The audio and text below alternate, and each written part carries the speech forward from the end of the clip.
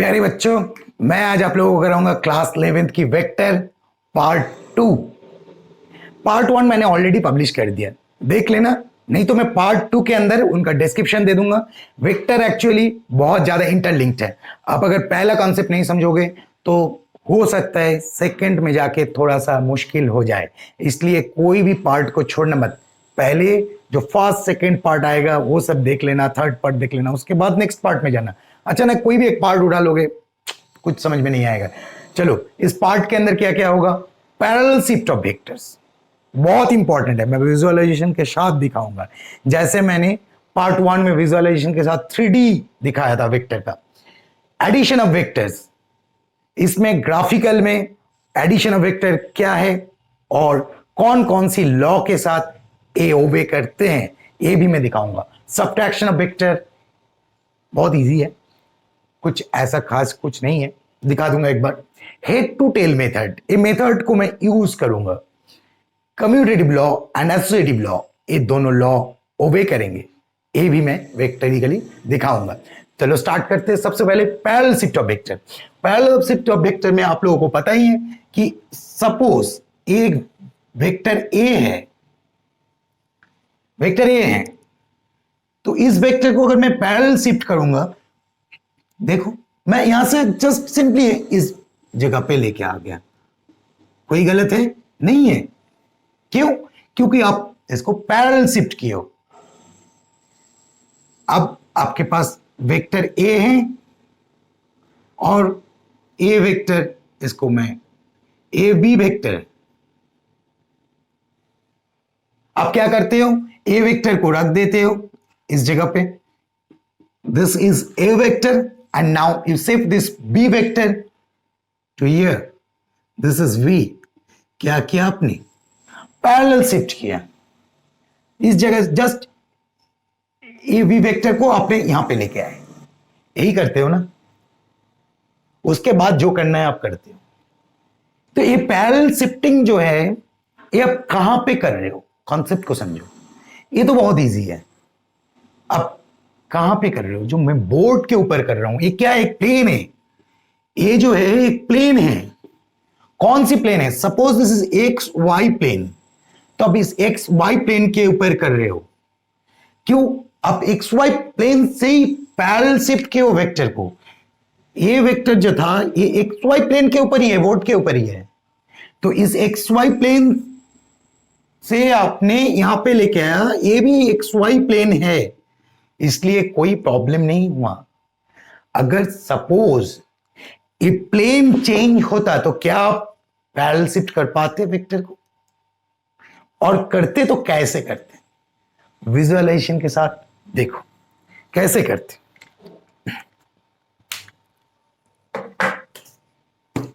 मैं एक इस टाइप का चीज को लिया हूं, ठीक से समझो क्या है। इसको मैंने ऐसे पकड़ लेता हूं, दिखाई दे रहा है, और थोड़ा नीचे रख देता हूं। अब दिख रहा है? मेरे ख्याल से दिख गई होगी। देखो, एक मिनट,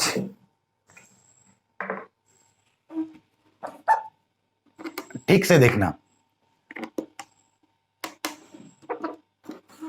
मैं इसको रख देता हूं। ये वीडियो थोड़ा सा फ्री स्टाइल टाइप का होगा क्योंकि मैं इसमें मेंटेन नहीं कर पाऊंगा ये विजुअलाइजेशन के टाइम पे। अब देखते रहो मैं किस हिसाब से समझा रहा हूं। समझ में ना आए तो ऑब्वियसली कमेंट बॉक्स में डालना कि सर प्रोसेस बदलो और दूसरे टाइप से दिखाओ। Suppose this one is X, suppose this one is X axis कि Y and this one is X. हम करते हैं ना ऐसे, X and Y, this is X and this is Y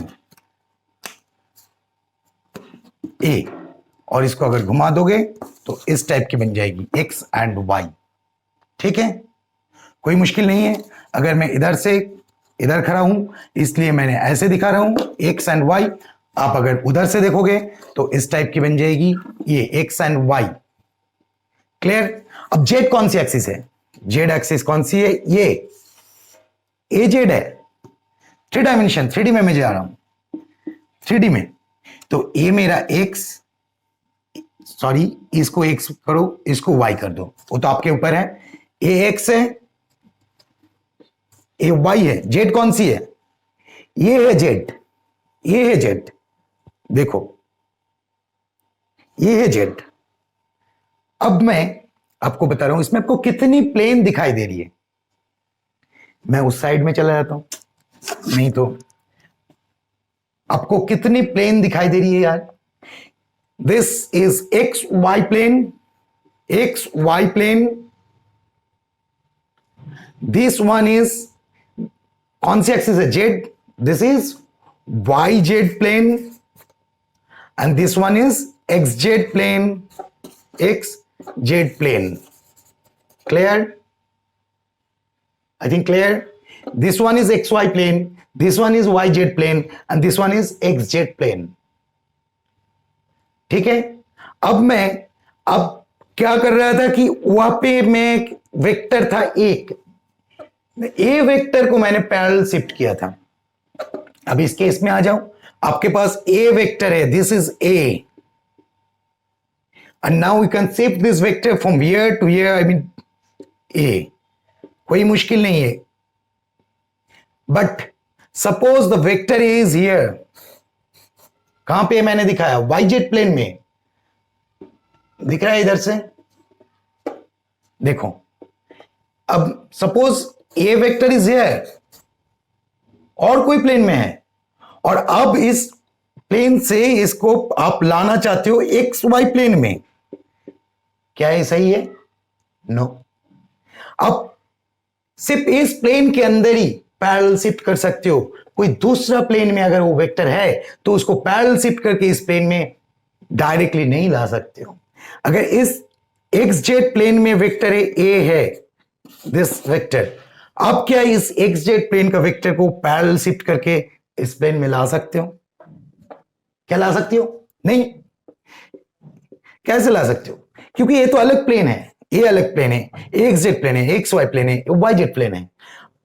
अगर आप सिर्फ XY प्लेन, जैसे मेरा बोर्ड था, मैं इजीली कर दिया था, ए वेक्टर को शिफ्ट करके यहां पे बी वेक्टर को पैरेलल वेक्टर, पैरेलल शिफ्टिंग ए था, पैरेलल शिफ्ट वेक्टर बी था, बहुत इजी हो गया था। बट जब प्लेन का कॉन्सेप्ट आएगा तो कैसे करना पड़ेगा? प्लेन को, जो मेरा प्लेन है, मेरे ख्याल से समझ में आ गई होगी। अगर नहीं आई है तो कमेंट में डालो, मैं और भी कुछ प्रोसेस सोचूंगा कि आप लोगों को कैसे समझाया जाए। अगर मुझे इस प्लेन का वेक्टर को, इस वेक्टर को, वेक्टर ए को इस प्लेन में लाना है तो क्या करना पड़ेगा? बताओ, सोचो। इस प्लेन के साथ ये जो प्लेन है इनको पैरेलल बनाना पड़ेगा, नहीं तो इस प्लेन का वेक्टर ए को इस प्लेन में पैरेलल लाने के लिए सबसे पहले मेरे प्लेन को ही पैरेलल में लाना पड़ेगा। सपोज मैंने ऐसे पैरेलल कर दिया तो ये प्लेन पैरेलल हो गया, तब जाके आप शिफ्ट कर सकते हो। इस प्लेन को आपने पैरेलल कर दिया, तब जाके आप पैरेलल शिफ्ट कर सकते हो वेक्टर का। तो याद रखना, जब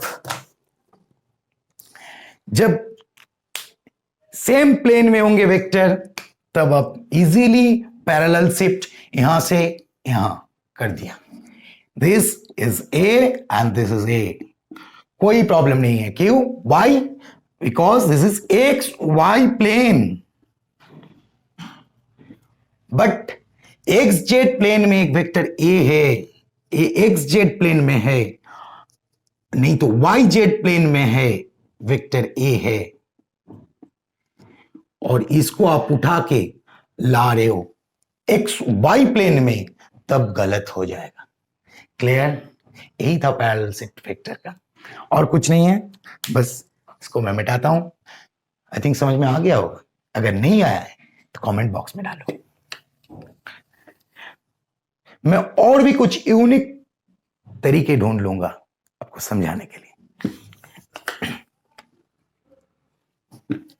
चलो नेक्स्ट, मेरा एडिशन ऑफ वेक्टर।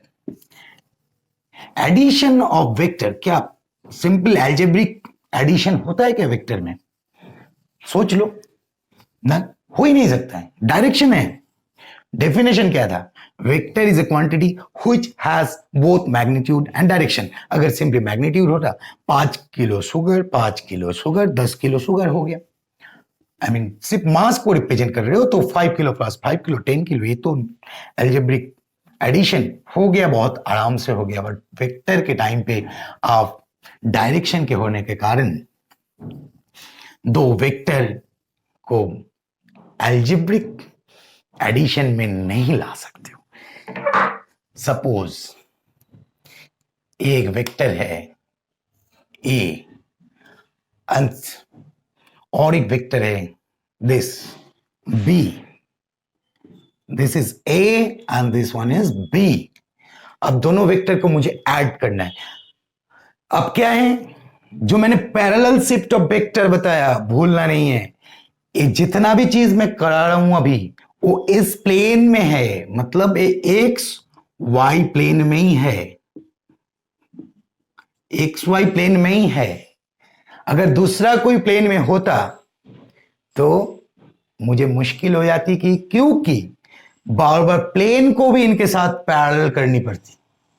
तो इसलिए जो भी चीज मैं कराऊंगा, जो भी चीज तुम्हें बुक्स में मिलती है, वो सारी चीज सेम प्लेन के हिसाब से ही किया जाता है। और अगर ट्विस्ट आ गया क्वेश्चन में, प्लेन को घूम गया, तब उधर कुछ ना कुछ क्लू होगा। आपको प्लेन को ही घुमा के इस प्लेन के साथ पैरेलल लानी होगी। इसलिए मैंने पैरेलल शिफ्ट ऑफ वेक्टर को इतना मेहनत से समझाया। आ जाओ, अब ये दोनों वेक्टर को मुझे ऐड करना है। अब जो वेक्टर का एडिशन है, ये ओबे करते ट्रायंगल लॉ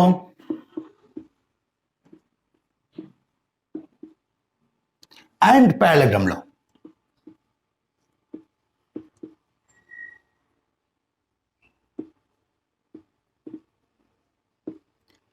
ठीक है, ये दोनों लॉ को वेक्टर एडिशन में हम यूज करेंगे। अब देखो, पैरेललोग्राम लॉ बाद में कराऊंगा, ट्रायंगल लॉ बताता हूं। ये ट्रायंगल लॉ जो ग्राफिकल मेथड होगा, उसमें हर एक एडिशन आप ट्रायंगल लॉ से नहीं कर सकते हो, लेकिन जहां तक कर सकते हो वही मैं समझा रहा हूं। और क्यों बाकी केसेस में आपको ट्रायंगल लॉ यूज नहीं करनी है, वो मैं फिर विजुअलाइजेशन के साथ समझा रहा हूं। चलो, triangle law of vector addition को हो गया।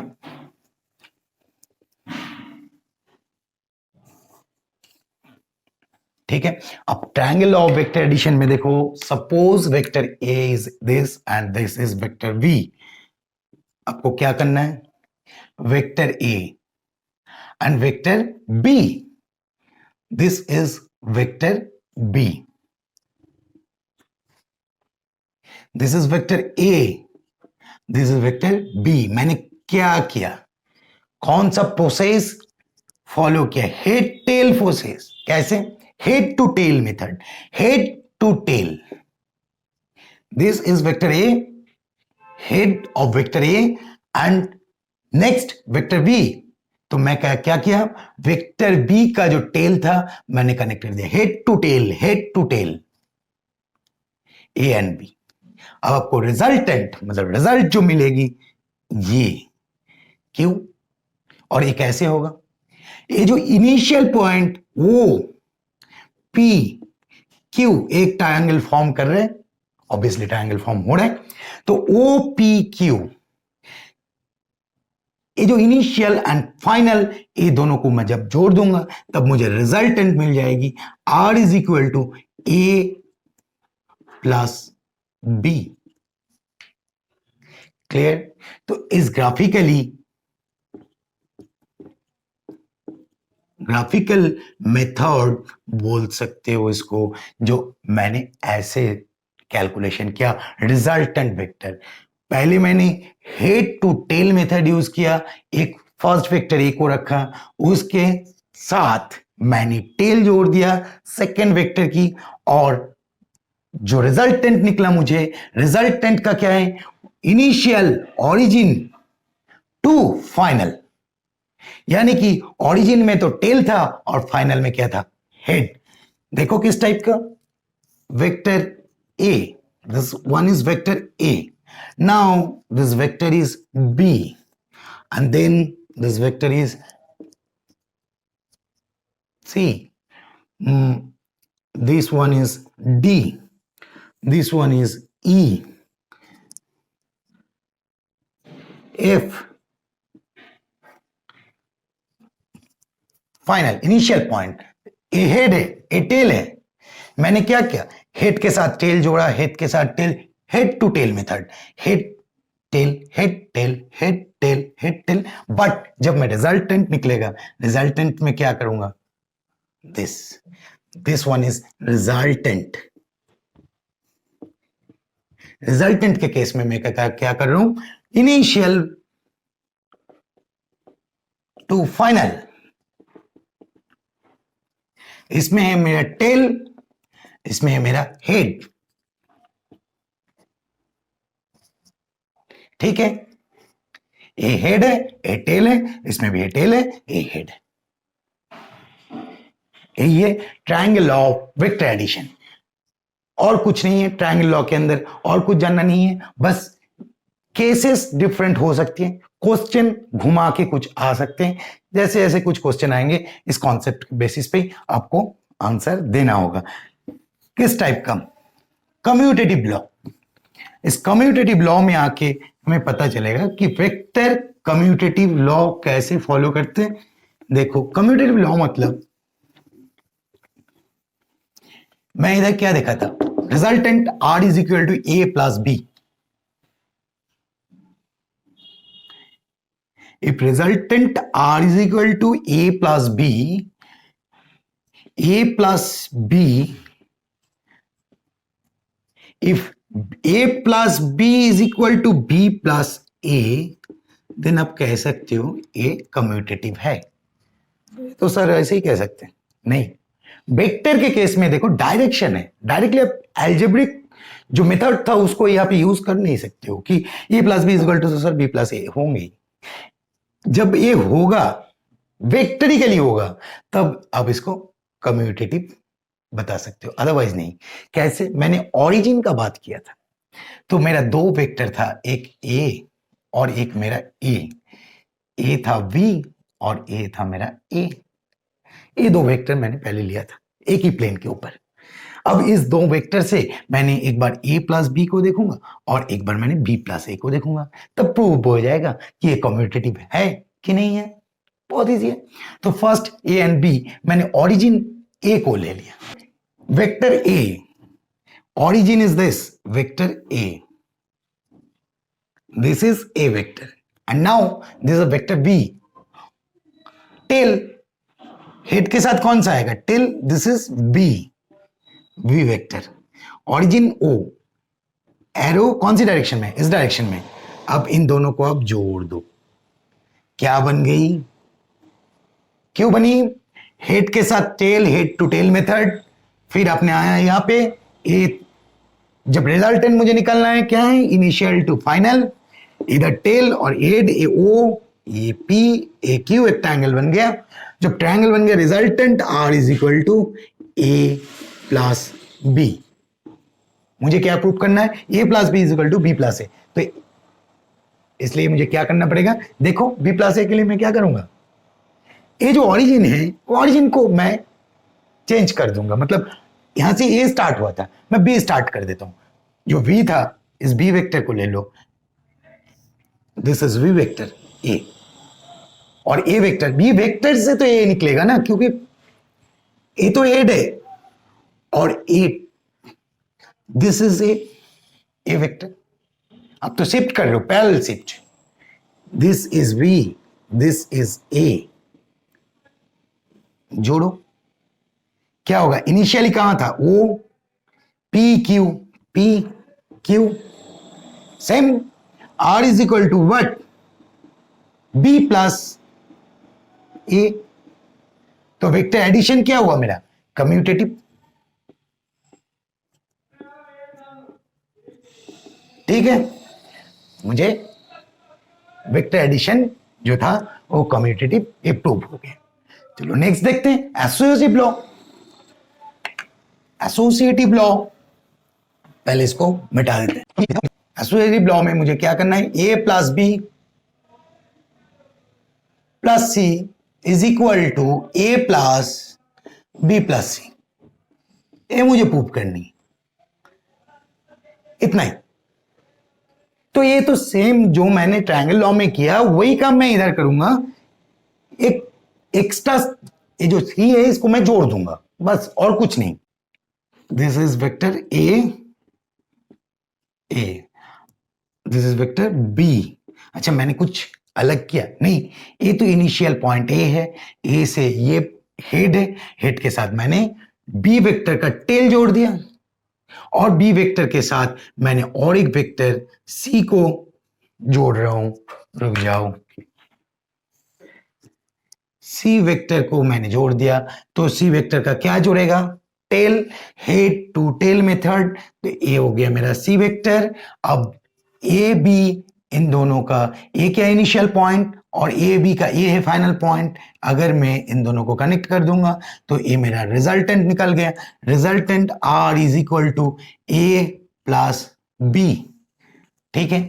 आर को छोड़ देता हूं, ये सिर्फ कंफ्यूजन ही करेंगे क्योंकि R1 R2 बहुत सारा लिखना पड़ेगा। चलो इसको मैंने काट दिया, इन दोनों का रिजल्ट जो रिजल्टेंट है ए प्लस बी। अब सिर्फ बी और सी से देखो, बी वेक्टर का इनिशियल कौन सा है ये, और सी वेक्टर का क्या है ये, तो इनिशियल टू फाइनल इसमें कनेक्ट कर दो, आपको कौन सा रिजल्टेंट मिलेगा, बी प्लस सी मिल गई।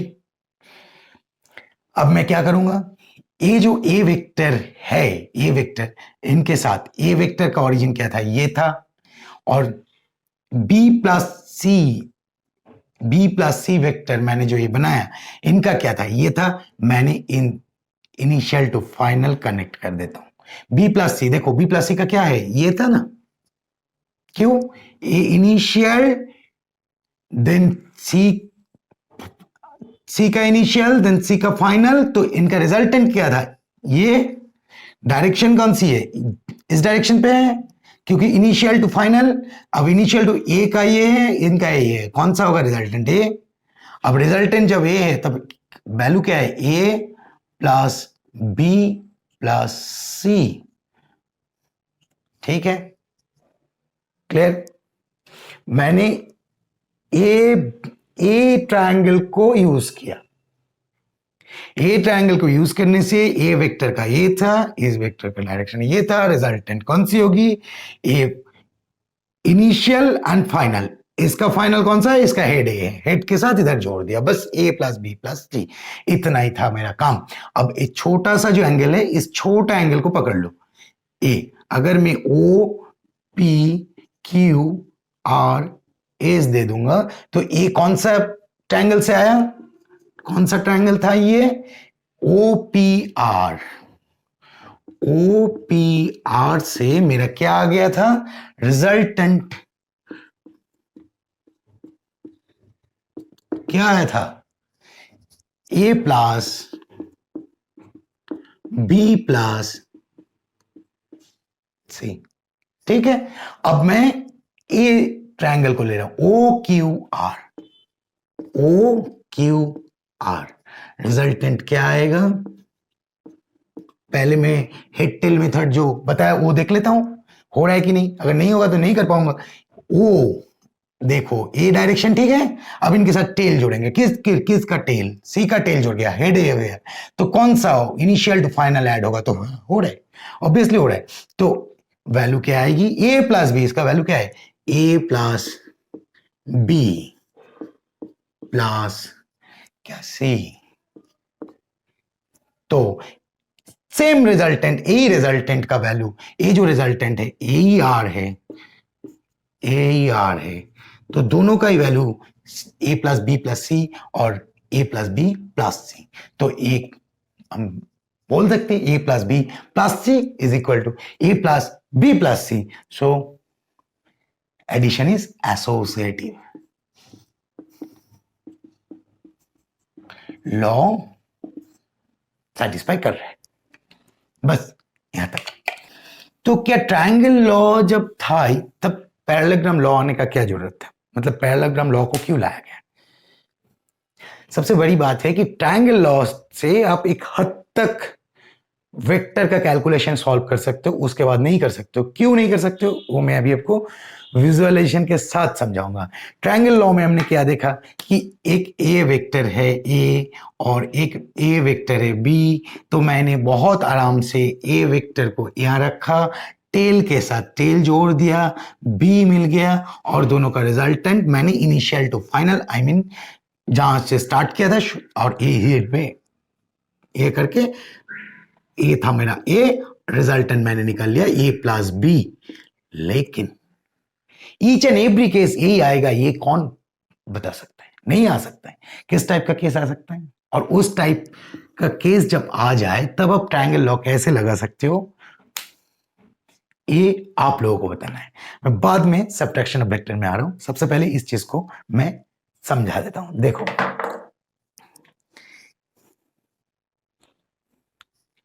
ये क्या है, इस केस में स्लिंग जब कोई बच्चे ने छोड़ता है तब इस केस में आप ट्रायंगल लॉ कैसे लगा सकते हो बताओ। वेक्टर कौन सी है, मैं हाथ का देखो वेक्टर कौन सी है, suppose this vector is A and this vector is B, this one is A and this one is B, then आप कौन सी ट्रायंगल लॉ लगाओगे? फोर्स तो सेम डायरेक्शन में एक्ट हो रहा है, आई मीन डायरेक्शन दोनों का सेम है। अगर मैं यहां पे दिखाऊं किस टाइप का बन रहा है मेरा फोर्स का, किस टाइप का बन रहा है, दिस एंड दिस, ए भी यही डायरेक्शन, ए भी यही डायरेक्शन। कौन सा लॉ यूज करोगे? Triangle law. कैसे होगा? ट्रायंगल लॉ में क्या था, हेड से tail, head to tail method. But इस केस में मेरा क्या हो रहा है, स्लिंग में क्या हो रहा है, फोर्स जब अप्लाई हो रहा है, ए जो स्ट्रिंग है ये वेक्टर, ए स्ट्रिंग कौन सा है, वी वेक्टर। अब जब मैंने फोर्स अप्लाई कर रहा हूं तब क्या है, ये A vector, A V vector, force जब मैं अप्लाई कर रहा हूं दोनों ही सेम डायरेक्शन में, ए ऑरिजिन। अब ट्रायंगल लॉ लगा सकते हो? नहीं लगा सकते। क्या करना है, रिजॉल्व करना है। रिजल्टेंट कौन सी होगी, स्टेट। कैसे कैसे निकलेगी, सीधा निकल जाएगी। क्या इसके डायरेक्शन में निकालती है, क्या इसके डायरेक्शन में निकलेगी? नहीं। कौन सी डायरेक्शन में निकालती है, हमेशा सीधा स्ट्रेट निकालती है। This is the resultant. मुझे कैसे मिलता है ये चीज, जब मैं रिजॉल्व करता हूं, मतलब ट्रायंगल लॉ वेक्टर एडिशन से। वहां पे आप नहीं कर सकते हो, आप दो वेक्टर को रिजॉल्व करके, मतलब this one and this one, दो वेक्टर है, this one is A and this one is B. Now you could resolve these two vector and this is the resultant vector. इस केस में आप triangle law नहीं लगा सकते हो, हाँ पैरेललोग्राम लॉ जरूर लगा सकते हो। ठीक है, क्लियर? अब नेक्स्ट और एक एग्जांपल देता हूं। क्या है, bow and arrow. Bow and arrow, देखो बो एंड एरो के केस में क्या है, सेम। अब मैं बो एंड एरो ऐसे दिखा रहा हूं, ए सेम है, कोई डिफरेंट नहीं है। अब फोर्स कौन सी फोर्स है, ए F1, ये F2। वेक्टरिकली मैं बताऊंगा तो ए क्या है, वेक्टर ए क्या है, वेक्टर वी। रिजल्टेंट कौन सी डायरेक्शन में है, मैंने अगर छोड़ दूंगा तो रिजल्टेंट कौन, सीधे निकल जाएगी। तो आपको क्या निकल गया है, ए फोर्स मैंने वो एंड एरो में वही दिखाया आपको, ये A and B, this and this. Resultant कौन सा निकल गई, कैसे आएगा, resolution of vector next part में आएगा, मैं नेक्स्ट पार्ट में समझाऊंगा, शायद समझ में आ गई होगी। और वो रेजोल्यूशन आपको दिखाऊंगा और उनके साथ पैरेललोग्राम लॉ आपको किस हिसाब से हेल्प कर सकते हैं वो दिखाऊंगा, जब दो वेक्टर इस टाइप के होंगे। खासतौर से फोर्स के टाइम पे बहुत ज्यादा प्रॉब्लम, बोट को जब खींचते तब कहां से खींचते, एक साइड से। मतलब बोट, अगर मान लो किसी ने बोट को खींच रहा है तो दो बंदा मिलके, ये बोट है, एक बंदा यहां से, एक बैंक में आके दो बंदा दो साइड से खींच रहे हैं। मतलब बोट का एग्जांपल नहीं होगा, चलो बोट को ऐसे समझा देता हूं, ये बोट है, इसको खींचने के टाइम पे इधर बांध लिया, कोई स्ट्रिंग है और इस साइड में भी एक स्ट्रिंग है, तो एक बंदा यहां से खींच रहा है, एक बंदा यहां से खींच रहा है इस साइड से। ए वेक्टर ए है, ए वेक्टर बी है, तो वोट किस डायरेक्शन में आएगा, क्या इन दोनों के डायरेक्शन में जाते हैं क्या, नहीं, वोट सीधा आ जाते हैं कौन से डायरेक्शन में, रिजल्टेंट के डायरेक्शन में। खींच रहे हैं कैसे, एक बंदा ऐसे खींच रहा है, एक बंदा ऐसे खींच रहा है, देखो फोर्स का डायरेक्शन क्या है ये। अब वोट यहां से कैसे आ रहे हैं, रिजल्टेंट के डायरेक्शन में आ रहे हैं। जब दो वेक्टर को रिजॉल्व करूंगा तब मुझे ये चीज मिल जाएगा, ठीक है। अब नेक्स्ट इस सब्ट्रैक्शन। सब्ट्रैक्शन बहुत इजी चीज है, कुछ भी नहीं है, वेक्टर ए का जो एडिशन था ऑपोजिट डायरेक्शन होने के कारण उसको सब्ट्रैक्शन है। मतलब ए प्लस बी, आप ऐसे कर सकते हो, this vector is A, same plane में, पहले ही मैंने कॉन्सेप्ट बता दिया, प्लेन चेंज कर दोगे तो पूरा कॉन्सेप्ट अलग हो जाएगा। This is A and this is B and this is B. देखो मैंने बी का डायरेक्शन ऑपोजिट उल्टा लगा दिया, तो ए जब था सेम डायरेक्शन था, कोई प्रॉब्लम नहीं था। मैंने A resultant vector triangle law use करके ए प्लस बी मैंने कर दिया था बहुत इजीली ट्रायंगल लॉ से। अगर मेरा ए है, ए बी का टेल जोड़ दिया, ए हेड आ गया, ए प्लस बी, ए मेरा मिल गया था। ए अगर ए है, ए बी है, तो मेरा ए प्लस बी मिल गया था। अब क्या है कि मेरा ए नेगेटिव आ गया, मतलब ए तो माइनस बी, तब क्या होगा, actually A plus of minus B यही है और कुछ नहीं है, तो डायरेक्शन ऑपोजिट डायरेक्शन है। क्या करना है मुझे, ए बी, मान लो ए बी है, अब बी इस डायरेक्शन में है, अब बी इस पॉइंट से इस डायरेक्शन में है बी, तो आप इसको बी को पॉजिटिव मान लो, इस बी को नेगेटिव मान लो, कोई प्रॉब्लम नहीं है। अब ए है, ए वेक्टर है, तो आप इसको जोड़ दो। ए वेक्टर कौन सी डायरेक्शन में, ये है, तो इनके साथ टेल जोड़ा गया था, तो ए कौन सी मिल जाएगी, ए प्लस ऑफ माइनस बी, ठीक है। अब इन दोनों को जोड़ दो, ये तो पॉजिटिव केस था, जो ए केस था यही केस है, ए इस डायरेक्शन में इनके साथ जोड़ा गया था, ए क्या होगा, A plus B. Subtraction of vector, A जो मिल गया मुझे, ए सब्ट्रैक्शन ऑफ वेक्टर, मतलब A plus B, A plus B जो रहा था एडिशन था, इस केस में A plus of minus B, ये सब्ट्रैक्शन। ए वेक्टर डायरेक्शन जब होता है इस टाइप से हमें सब्ट्रैक्शन करनी पड़ती है, ठीक है। अब नेक्स्ट जो आएगा बहुत इंटरेस्टिंग, वो है पैरेललोग्राम लॉ। नेक्स्ट एपिसोड में मैं parallelogram law and resolution of vector कराऊंगा, ठीक है। ये क्लासेस मेरा थोड़ा फ्री स्टाइल टाइप का होगा क्योंकि इस सारी चीज को इकट्ठा करके बताना पड़ता है। चलो आज यहां तक, फिर मिलते हैं, बाय बाय।